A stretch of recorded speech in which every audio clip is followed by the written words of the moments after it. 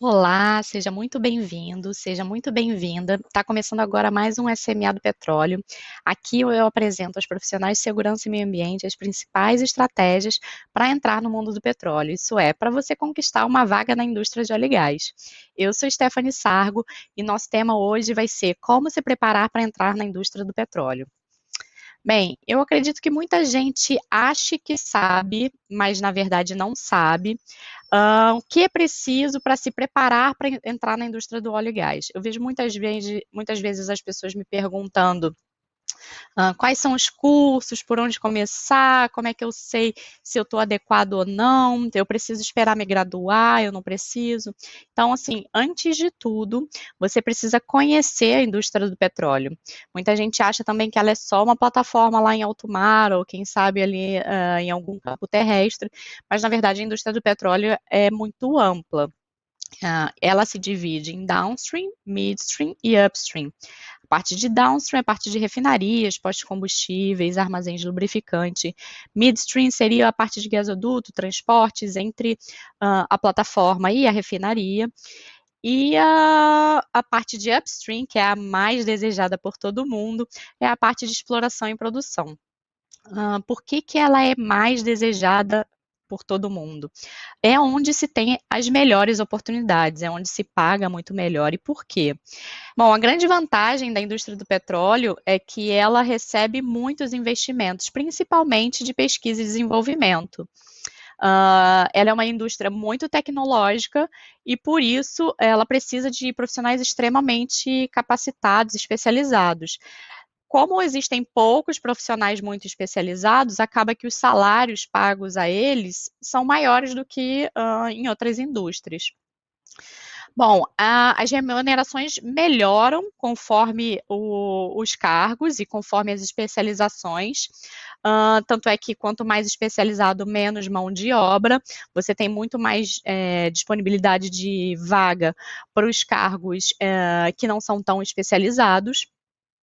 Então, você pode, dentro dessa realidade, você pode ainda optar por cargos de gestão, porque quanto maior o seu nível hierárquico, maior serão os salários, são salários acima da média de qualquer outra indústria, mas você também pode seguir uma carreira de nível técnico, né? Uma carreira de especialista, onde você cada vez mais vai se especializar em um tema e você vai ser referência naquele tema. Como existem, como eu disse antes, existem poucos profissionais muito especializados, de repente, numa tecnologia nova, ou que conheçam alguma peculiaridade da indústria de óleo e gás, esses profissionais costumam ser muito bem remunerados.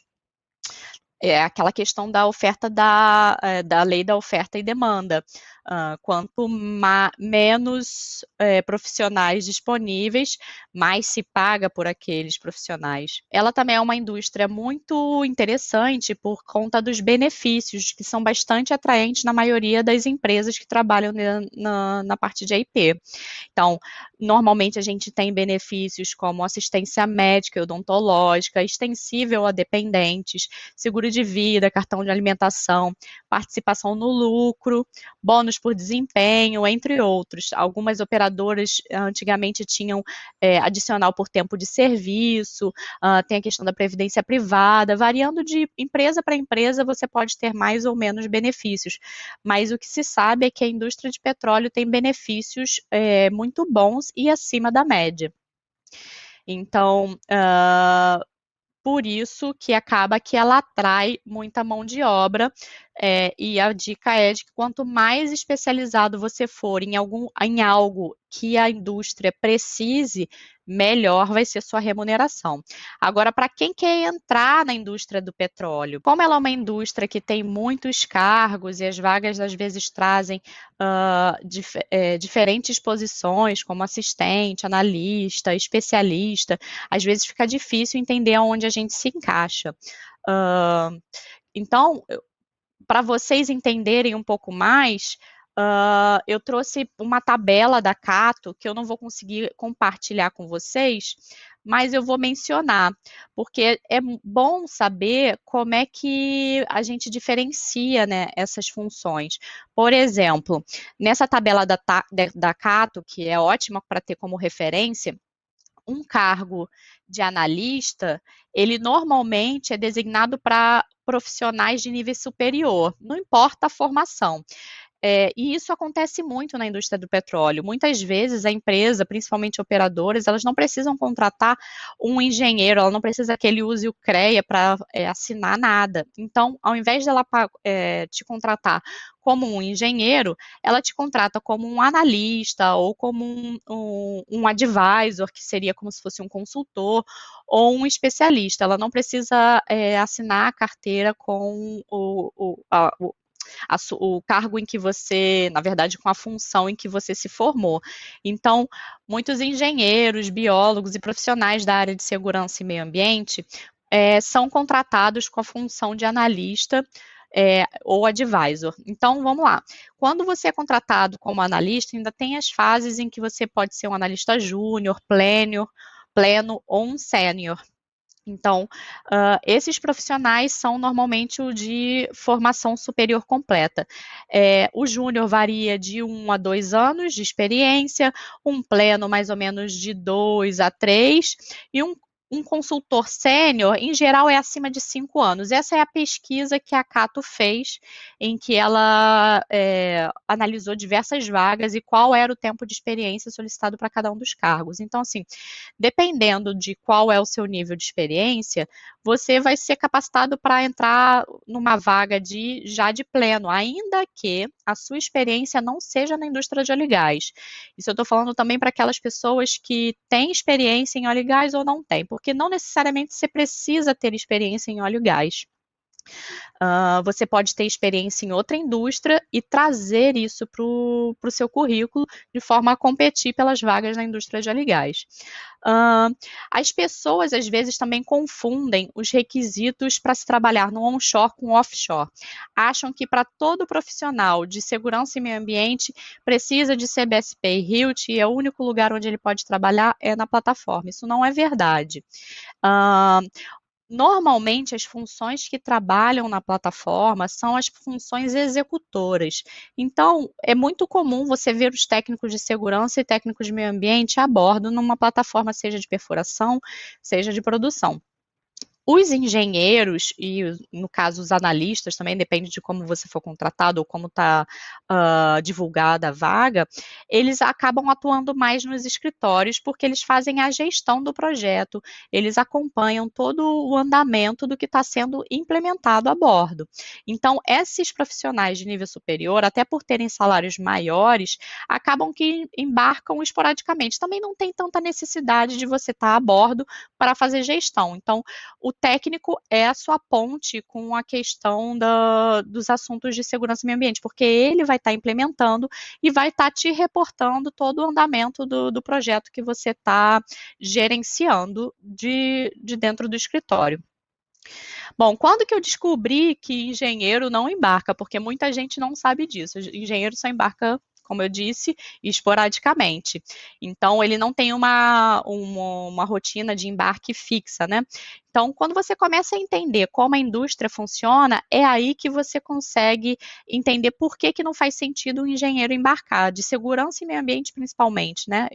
Aqui o tema em que a gente está conversando é focado para a área de segurança e meio ambiente.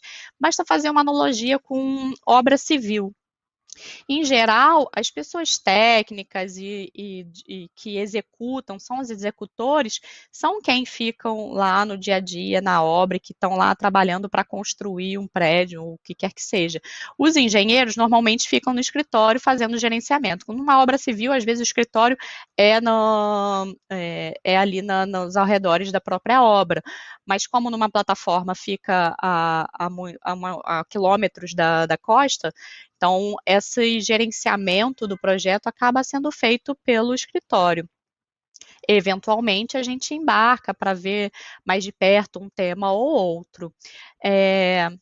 Bom, e quando eu estava em busca de uma oportunidade para entrar e para voltar para o mercado, eu descobri que o melhor lugar para a gente saber o que o mercado está precisando e conseguir adequar o nosso currículo às exigências da indústria é analisando a descrição das vagas. Então, a descrição das vagas vai mostrar para a gente tudo que a indústria está precisando naquele momento. Então, ele é o termômetro também, a quantidade de vagas e a descrição da vaga, é o termômetro para saber o quanto aquele mercado está precisando dos profissionais de segurança e meio ambiente. Se você não investe tempo fazendo isso, de repente mapeando essas vagas, o que acontece? Você acaba ficando por fora, porque você demora muito mais tempo para entender como é que aquele mercado de trabalho funciona. Então, até você entender que, de repente, se precisa muito conhecer de uma regulação específica, ou que precisa ter noção de alguma metodologia de análise de risco específica, se você não observa as vagas, você não consegue se adequar, então vai demorar muito mais tempo para você conseguir entrar no mercado de óleo e gás. Entende? Você acaba perdendo competitividade, você tem um desalinhamento com o mercado se você não acompanha as vagas que estão sendo divulgadas para a indústria de óleo e gás. E de quanto em quanto tempo a gente tem que mapear as vagas, a gente tem que fazer esse acompanhamento? Eu diria que tem que ser todo dia. Você começa colocando o alerta ali no LinkedIn, você tem como fazer alerta de vagas, então você estipula diversas palavras-chave e área, âmbito de atuação.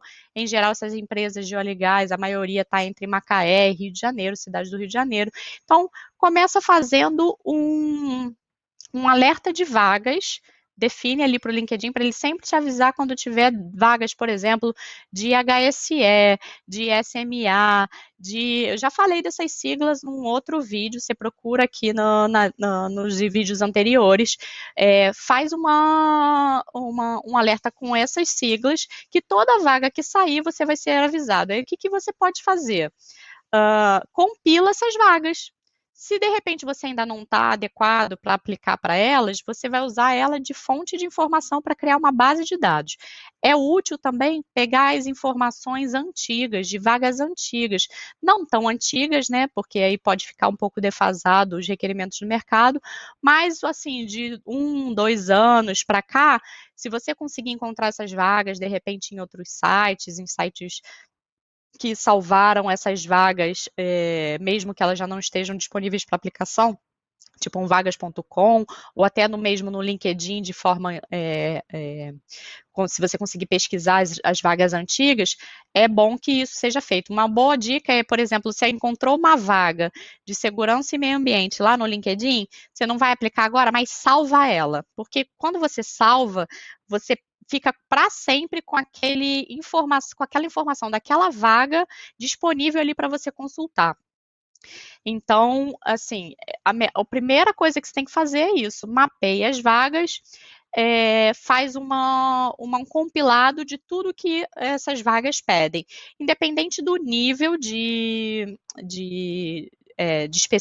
experiência que ela peça. É importante você também mapear esses outros níveis de experiência, até para você entender qual é o caminho que o profissional de SMA segue dentro da indústria.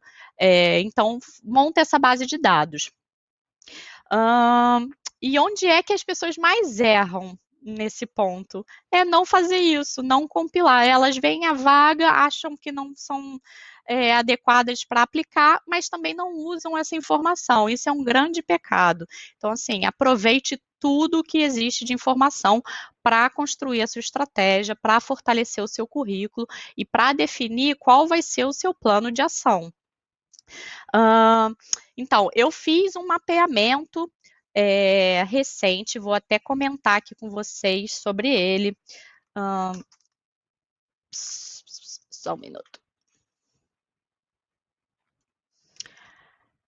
Eu fiz um mapeamento recente sobre as vagas, levando em consideração as vagas que eu tenho salvas no meu LinkedIn. Então, assim, eu separei a minha base de dados entre as vagas de nível técnico e as de nível superior.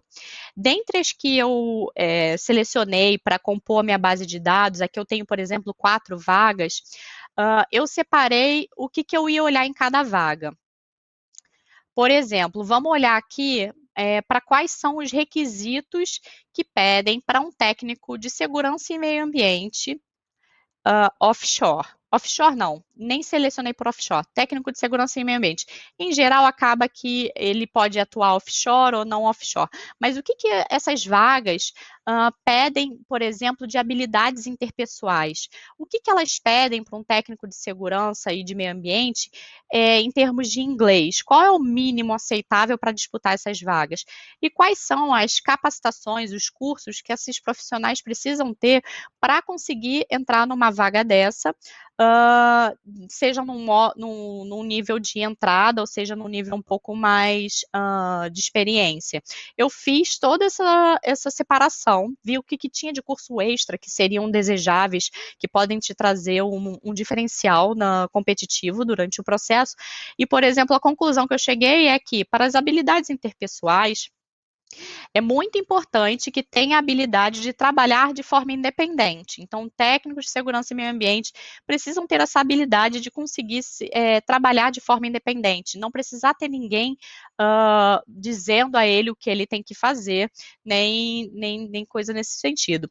Ter um mindset, um pensamento analítico dos fatos, das coisas, das informações. Isso é muito importante para quem quer ocupar uma vaga de técnico de segurança ou meio ambiente. Tem que ter capacidade de resolver problemas e habilidade para identificar soluções. Então, são capacidades, habilidades, na verdade, interpessoais que costumam ser exigidas para técnico de segurança. Precisa também ter um bom espírito de equipe, com saber trabalhar em equipe, isso é muito importante, e uma ótima comunicação. Técnicos de segurança e meio ambiente normalmente estão fazendo a implementação dos projetos, então lida com toda a tripulação quase que da plataforma, porque seja em treinamentos de segurança, seja em treinamentos de gestão de resíduo, seja numa base de apoio, dando apoio às operações de perfuração ou produção, ou trabalhando dentro de um barco de apoio na parte marítima, fazendo toda a análise de segurança ou treinamento de segurança em terra. Então, você precisa se comunicar com diversos tipos de pessoas e diversos tipos de equipes, seja trabalhando em terra, seja trabalhando a bordo. Então, é muito importante saber se comunicar, saber se posicionar, ser claro nas suas ideias. Ser proativo e ter um bom relacionamento, isso a gente já comentou. Então, esses são os soft skills, são as habilidades interpessoais mais solicitadas para os técnicos. Inglês. Todas as vagas que eu consultei, eles pedem no mínimo um inglês intermediário. Mas por quê? Eu comentei num vídeo anterior meu que não necessariamente as vagas pedem inglês, mas o percentual que não pede inglês é muito pequeno. Por quê? Para você não precisar do inglês, você tem que estar trabalhando ou numa empresa que só fala português e tem clientes brasileiros, ou trabalhando para a Petrobras, porque o único lugar em que eu precisei, na verdade, de traduzir o que eu sei em inglês para o português, porque só se usava português, foi quando eu fui terceirizada na Petrobras. Então, eu sei que lá dentro você não precisa ter inglês. Mas essas vagas são muito difíceis de aparecerem, né? Porque depende de um contrato novo, depende da Petrobras ter novos projetos, então vale a pena monitorar as empresas que estão trabalhando para esses novos projetos da Petrobras, mas em geral, para o resto da indústria, você precisa ter no mínimo para um cargo de técnico o inglês intermediário, que é conseguir se comunicar ali minimamente para passar a informação que você precisar. Como curso mínimo, eu encontrei ser técnico de segurança. Para técnico em meio ambiente, normalmente são qualquer ou curso técnico que seja voltado para a área ambiental, seja técnico de meio ambiente, ou, na verdade, técnico em meio ambiente foi o que eu mais encontrei. Às vezes, até técnico em segurança, com conhecimentos em meio ambiente também para atuar nas vagas que são de HSE, que seriam as vagas de técnico em segurança e meio ambiente, mas em geral eles não pedem, não exigem o técnico em meio ambiente, exigem mais o técnico de segurança, principalmente por causa das normas regulamentadoras que exigem técnico de segurança para compor SESMIT ou coisa desse sentido. Então, eu imagino que seja por isso a exigência da graduação. Tem também toda a questão de responsabilidade que o técnico de segurança assume nos assuntos de segurança do trabalho. Imagino que por isso o técnico de segurança seja a habilidade, na verdade, o hard skill, né, o curso, a formação formal mais exigida. Agora, como cursos extras, o que essas vagas normalmente pedem? Pacote Office, conhecer Word, Excel, um Outlook, entender, saber mexer, né, manusear nesses sistemas. Já vi pedir também certificações da NR34, quando foi uma empresa de barco de apoio, né, na parte naval, então pediram certificação em NR34. CBSP e RIUT normalmente são exigidos para quando você vai trabalhar embarcado, e certificação de supervisor de trabalho em altura e espaço confinado, né, NR33 e NR35. Então, esses são os extras que são desejáveis e podem te diferenciar no mercado. Nada de outro mundo, né? Não sei se tem alguma grande surpresa para vocês. Aí, às vezes, me perguntam, o que eu faço primeiro? Eu faço a certificação de supervisor em trabalho em altura e espaço confinado ou faço CBSP e RIUT? Com CBSP e RIUT, a única coisa que você vai conseguir é estar habilitado para trabalhar offshore. Agora, com as outras certificações para trabalho em altura e espaço confinado, você pode trabalhar tanto onshore quanto offshore. Então, se você quiser priorizar o seu investimento, eu diria que as certificações da NR33 e 35 são um melhor investimento, né? Você vai conseguir aproveitar para mais vagas. E aí, agora passando para a parte do ensino superior, onde eu compilei as vagas de segurança e meio ambiente, seja de engenheiro, seja de analista, eu não me ative a segregar isso. Tem aqui vaga de especialista, analista, engenheiro, e por aí vai. Então, o que é mais solicitado em termos de habilidades interpessoais? É solicitado que o profissional tenha uma mente analítica, assim como os técnicos, capacidade comprovada, né, de resolver problemas, identificar soluções, que essa pessoa tem que trabalhar bem em equipe, ter ótima habilidade de comunicação, assim como eu tinha falado lá no técnico, viu? O engenheiro de segurança e meio ambiente também precisa ter isso, porque enquanto o técnico está atuando na implementação dos programas a bordo, às vezes o engenheiro está atuando aqui onshore, ou seja, na base, ou junto a uma empresa de barco de apoio, ou junto aos nossos prestadores, sejam consultores ou sejam prestadores de serviço. Então, a gente também precisa ter uma habilidade de comunicação muito boa, seja para falar com órgãos regulamentadores, então você tem que estabelecer um bom relacionamento com eles, para isso você precisa se comunicar bem. Então, você tem também que ter uma boa relação com as pessoas, para que você consiga atingir o objetivo do projeto, que normalmente para a parte de segurança e meio ambiente, é garantir o atendimento regulatório das normas de segurança, dos normas e regulamentos de segurança e meio ambiente. Então, você precisa também saber delegar tarefas e gerenciar bem o seu tempo, principalmente gerenciar tempo para garantir que um projeto seja executado em tempo hábil. Então, você precisa sempre monitorar o seu projeto e gerenciar bem o seu tempo e de toda a equipe. Em geral, a gente quando trabalha em equipe, a gente analisa o projeto como um todo e a gente vai gerenciando não só o nosso tempo, como o tempo de ação por exemplo, do órgão regulamentador. A gente vai mapeando tudo aquilo para que a gente tenha no final uma linha do tempo em que a gente saiba prever quando a gente vai ter, por exemplo, uma licença ambiental.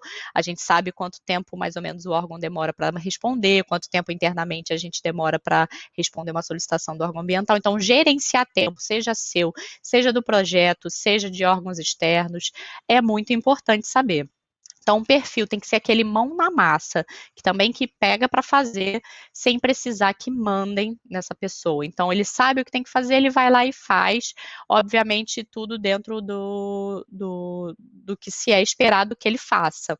Então, tem que ter um perfil, muitas vezes, multitarefa, que é aquilo que eu disse. Enquanto você está ali gerenciando, por exemplo, um programa ambiental, você tem que olhar para o projeto como um todo, você tem que fazer pagamento de fornecedor, às vezes ajudar a equipe a se desenvolver em alguma coisa, compartilhar conhecimento. Então, você precisa ser multitarefa, falar muito bem com o órgão externo, consolidar todas essas informações para a gerência. Então, você tem que, ao mesmo tempo, estar fazendo diversas coisas. Ser um perfil dinâmico e resiliente. Resiliente, imagino que seja aqui, quando solicitaram nessa vaga, é que não pode desistir quando algo dá errado. A gente, na indústria de óleo e gás, é muito resiliente mesmo, porque se eu não me engano, a cada 10 projetos, apenas 1 ou 2 vingam. Então, assim, para você, a taxa de sucesso é muito pequena. Para você se manter nessa indústria, tem que ser resiliente e tem que realmente valer muito a pena. Então, resiliente nesse sentido. Ter uma visão sistêmica das coisas é muito importante. Essa visão de sistêmica, eu imagino também que venha muito dos sistemas de gestão que a gente trabalha dentro de segurança e meio ambiente. Tem empresas que usam a ISO, tem empresas que usam sistema de gestão interno. Então, sempre sistema de gestão acaba dando uma visão sistêmica de todo o processo. E isso é muito importante, você saber demonstrar que você entende aquele projeto, aquele sistema como um todo, né? O seu trabalho dentro de um todo. E você também tem que demonstrar o trabalho em equipe, isso eu acho que eu já tinha mencionado antes. Para essas vagas, o inglês costuma ser, no mínimo, solicitado um nível avançado, porque você já lida mais com a corporação, você fala com o pessoal mais gerentes, você fala com pessoas talvez que você precise detalhar mais as informações, então você precisa se expressar melhor. Então, por isso, um domínio maior do inglês seja necessário para poder passar para dentro da companhia, explicar em detalhes todas as questões do projeto e tudo que você está coordenando ali, porque, em geral, acaba que você coordena alguns temas, né? E você reporta para o seu gerente se você é um engenheiro ou um analista. Então, você fica ali acompanhando, gerenciando, reporta para o seu gerente e ele vai reportar para as linhas superiores. Como formação formal, né? Como curso formal, o que você normalmente precisa? Ser graduado. A indústria do óleo e gás tem uma preferência para os profissionais de segurança e meio ambiente que seja em engenharia. Às vezes vem uma vaga com administração, biologia, gestão ambiental ou áreas afins de HSE, mas a grande maioria das vagas é que você seja no mínimo engenheiro. E é desejável você ter um diferencial se você tiver uma pós-graduação em segurança do trabalho, engenharia de segurança do trabalho, ou em engenharia ambiental, ou em gerenciamento de projetos, porque, como eu disse, a gente lida com o projeto a todo momento, a gente está o tempo inteiro coordenando tempos, custos, pessoas, então entender como se gerencia um projeto tendo uma pós é bastante agregador. Cursos extras desejáveis são pacote Office, só que aqui nesse pacote Office você pede um pouco mais de conhecimento, um conhecimento um pouco mais profundo, principalmente em Excel e Project. Então, para essas vagas de nível superior, é interessante que se conheça de Project, Microsoft Project e Excel, ou então alguma ferramenta de gestão de projetos. Também é muito interessante que se tenha a certificação como auditor, se você já tiver trabalhado como auditor, tem alguma certificação de auditor, seja auditor interno, seja auditor líder, isso é uma coisa que é um diferencial para o seu currículo. As empresas costumam gostar e pedir, porque a gente também atua muito auditando, por exemplo, fornecedores.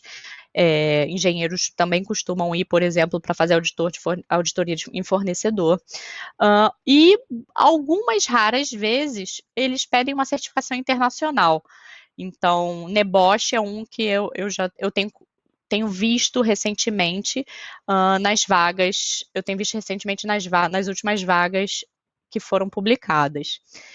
Essas foram mais ou menos os apanhados que eu fiz quando eu selecionei algumas vagas de nível superior e algumas vagas de nível técnico. Então, aqui você conseguiu perceber o que mais ou menos o mercado pede.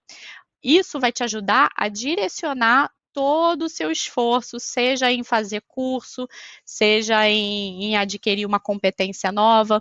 Então, né, utilizar essa tática e essa estratégia de observar as vagas, tanto as antigas quanto as novas, para montar uma base de dados e dali ter o feeling do que normalmente é exigido, é uma estratégia que vai te ajudar muito a acelerar demais a conquista da sua vaga na indústria de óleo e gás.